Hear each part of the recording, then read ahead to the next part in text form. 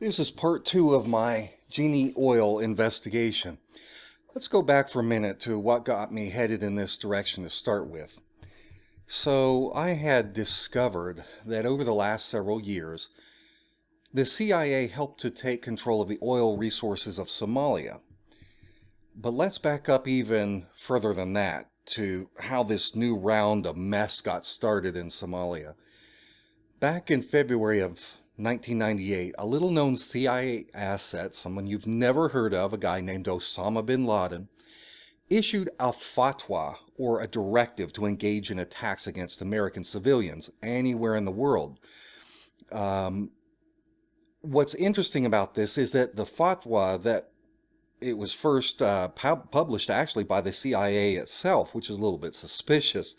But anyway, I got hold of a declassified memo that the CIA had attached to their translation of the fatwa proclamation. The CIA memo said that a coalition of Islamic groups in London, as well as Osama bin Laden, issued a call for attacks on Americans and U.S. interests around the world until the USA backed away from Saudi Arabia and Jerusalem. And I hate to admit it, but this fatwa actually makes some excellent points. These are some of the same arguments that people like me and you make against the interventionist and warmongering foreign policies of the USA. Now, I totally reject the call for violence against innocent Americans, but I can empathize with some of the points made in this fatwa. It correctly points out, for example, that for the last 7 years prior to this time, the USA had been occupying the Arabian Peninsula and plundering its oil resources to get rich, basically stealing the national resources of weaker nations. It also said that the USA had turned the peninsula into a staging ground from which to spread this American hegemony into the surrounding Muslim countries. Now, folks, that's exactly what we've done.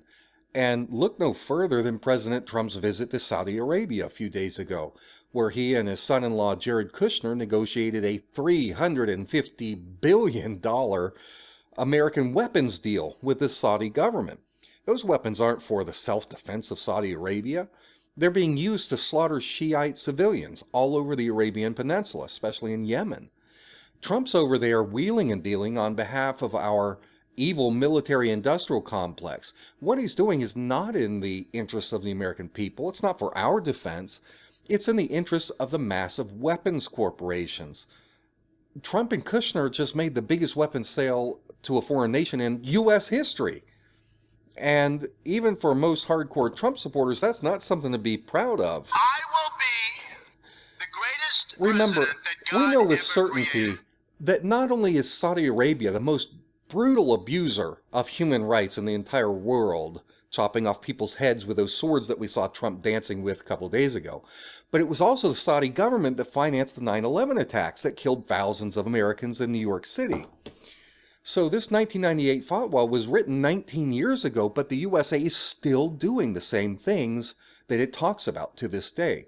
The fatwa also talked about how the USA keeps tens of thousands of American troops stationed in bases all across Saudi Arabia.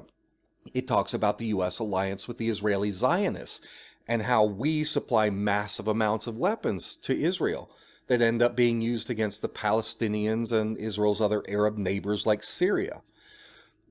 And the people who wrote this fatwa argue that as proof of what they're saying, the USA was trying to engage in a joint conquest of the Arab world in collusion with Israel. And the proof was, look at what they're doing to the nation of Iraq, which at that time, 1998, was still the most powerful Arab state in the Middle East.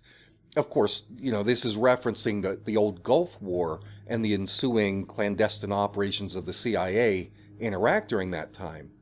But we know that the same politicians who worked with former CIA director and U.S. President George H.W. Bush, I'm talking about guys like Dick Cheney, Donald Rumsfeld, and others, that had pulled off that first Gulf War invasion, well, they got back together under the George W. Bush administration to finish off their conquest.